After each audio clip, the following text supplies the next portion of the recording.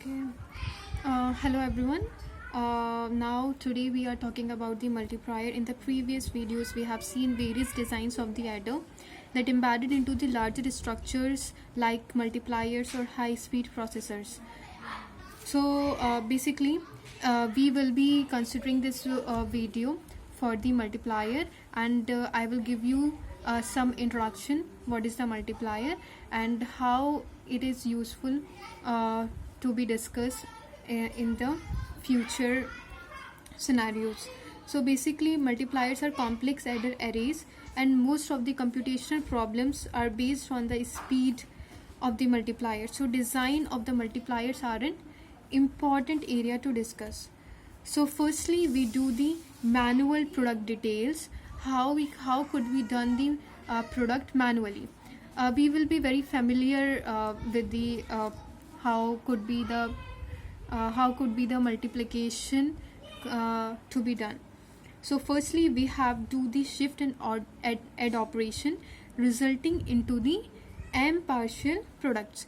Let's say if we have a multiplier which is having the m bits, then ultimately it will result into the m partial products.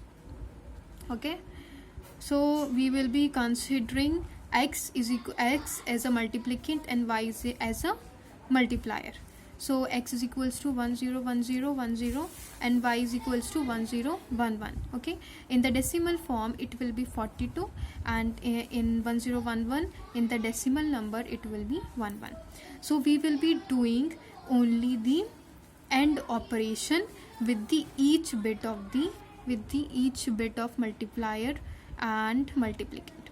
So let's say we will be starting from the LSB, and 1 0 1 and 0 will be equal to 0 1 1, and operation will be performed between these two, that will be 1, and 1 0 0 1 1 0 1 0 and 1 1. In the same way this bit of multiplier goes multiplied or taking the AND operation to be performed between the multiplicand, that 1 0 0 1 1 1 1 0 0 1 1 0 1 1 1 1 0 0 1 1 1. Okay, in the same way it will goes like this, and at the end we will be adding these bits. Okay, so 0 0 1 0 1 0 1 0 0, it will be gives 1 1 0 0 1 0 1 0 1 1 1 will be 0 1 0, and it will goes carry 1. Okay, so 1 0 0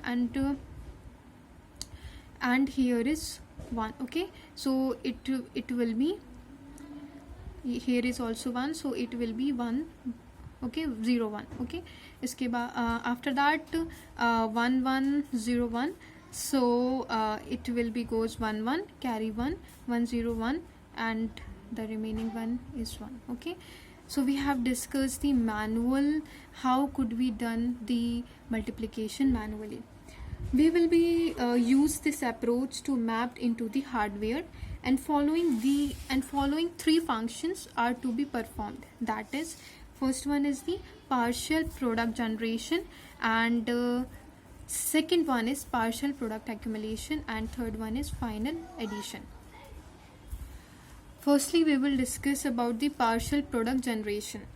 Okay, as partial products can be generated by AND operation between the bits of the multiplicand and the multiplier, but here we have to optimize the partial products using the Booth's recording, and we will be discuss the Booth's recording in the separated video.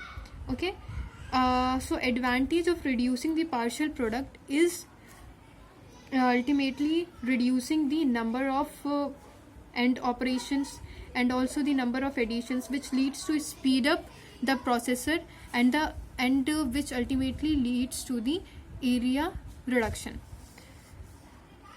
We will use the transformation of base 4 scheme, that is y is equals to summation of j is equals to 0 to n minus 1 divided by 2 and y of j 4 of j. Okay, we have used the base 4 scheme is instead of the binary scheme. Okay, so we have used the base 4 scheme to reduce the partial products.